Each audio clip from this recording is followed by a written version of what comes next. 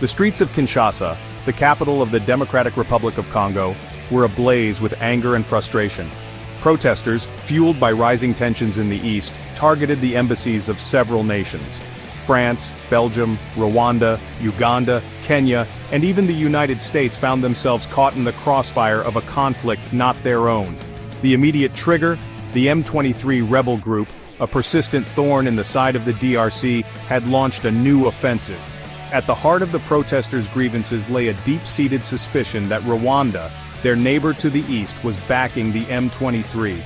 The DRC government has repeatedly accused Rwanda of providing material and logistical support to the rebel group.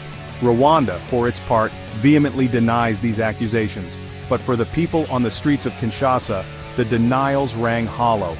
They saw the violence escalating, their countrymen and women displaced, and they demanded action. The French embassy, a symbol of former colonial power, bore the brunt of the protesters' fury. Fires were set, security was briefly breached, and the French flag was torn down and trampled. Belgian diplomatic sites, a reminder of another colonial past, were also targeted. The message was clear. The DRC was tired of being a pawn in a geopolitical game, its suffering ignored by the very nations that claim to champion human rights and democracy. The Congolese government, caught between a rock and a hard place, tried to appease the protesters while also calming the diplomatic storm brewing. Communications Minister Patrick Muyaya walked a tightrope, urging citizens to express their grievances peacefully, while also condemning the attacks on diplomatic missions. By nightfall, a tense calm had settled over Kinshasa, but the underlying issues remained, a powder keg waiting for the next spark. To understand the anger boiling over in Kinshasa, one must look east, towards the volatile region bordering Rwanda and Uganda. Here, the M23 rebel group has been wreaking havoc for years, a constant threat to stability and peace. The group, largely composed of ethnic Tutsis, claims to fight for the rights of Congolese Tutsis, who they say face discrimination and violence. But their methods, often brutal and indiscriminate, have earned them condemnation from human rights groups and the international community. The recent M23 offensive, which saw them capturing key towns and displacing thousands, has only deepened the existing wounds of conflict. The DRC government, along with several international observers, accuses Rwanda of actively supporting the M23, providing them with weapons, training, and even troops. These accusations are not new. Rwanda has been implicated in previous M23 offensives leading to international sanctions and strained relations.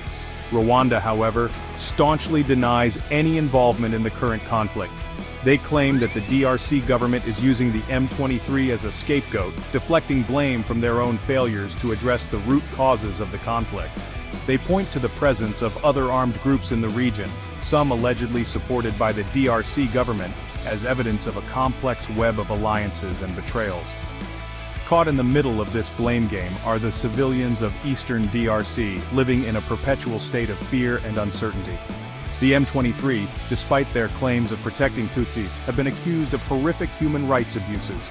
Extrajudicial killings, rape, torture, and forced recruitment of child soldiers are just some of the crimes laid at their doorstep. Their presence has created a climate of impunity, where violence against civilians is commonplace and justice is a distant dream. The unrest in Kinshasa, while dramatic, pales in comparison to the suffering endured by the people of eastern DRC.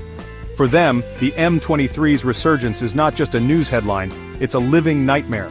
Their homes and livelihoods are destroyed, their families torn apart, their lives held hostage by a conflict they did not choose. The humanitarian crisis in eastern DRC is one of the worst in the world, yet it remains largely forgotten by the international community. Millions have been displaced from their homes, seeking refuge in overcrowded and undersupplied camps. Food is scarce, clean water even more so. Disease spreads like wildfire, claiming the lives of the most vulnerable, the young, the elderly, the sick. The violence, both by the M23 and other armed groups, has created a culture of fear and silence. Speaking out against abuses is a risky proposition, often met with brutal reprisals. Women and girls are particularly vulnerable, targeted for sexual violence as a weapon of war. Their bodies become battlegrounds, their spirits broken by the trauma inflicted upon them. The DRC, a nation blessed with abundant natural resources, should be a beacon of prosperity. Instead, it finds itself trapped in a cycle of violence and exploitation. Its mineral wealth, from coltan used in our smartphones to copper that powers our electronics, has become a curse, fueling the conflict and enriching those who profit from chaos. The people of Eastern DRC, caught in this web of greed and indifference, deserve better. They deserve peace. They deserve justice. They deserve a future free from fear. The recent escalation of violence in the DRC has not gone unnoticed on the international stage. Condemnations have poured in from various quarters, urging restraint, dialogue, and a peaceful resolution to the conflict. But words, however well-intentioned, often ring hollow in the face of continued suffering. Kenya, itself no stranger to the destabilizing effects of regional conflicts, has been particularly vocal in its condemnation of the violence. They called the attacks on embassies a grave violation of international law and urged all parties to respect the sovereignty of the DRC. The African Union, echoing these sentiments, called for an immediate ceasefire and urged the M23 rebels to lay down their arms. The UN Security Council, often criticized for its inaction in the face of African crises, convened an emergency meeting to discuss the situation in the DRC. Secretary-General Antonio Guterres, expressing his deep concern, spoke with the presidents of both the DRC and Rwanda, urging them to de-escalate tensions and engage in meaningful dialogue. However, beyond the usual pronouncements and diplomatic maneuvers, concrete action seems to be lacking. The accusations against Rwanda, if proven true, demand a strong response. Sanctions, arms embargoes, and even targeted interventions have been floated as possibilities. But the international community, often divided by competing interests and geopolitical calculations, has yet to present a united front. The people of the DRC, caught in the crossfire of a conflict not of their making, deserve more than just words of sympathy and empty promises. They deserve action.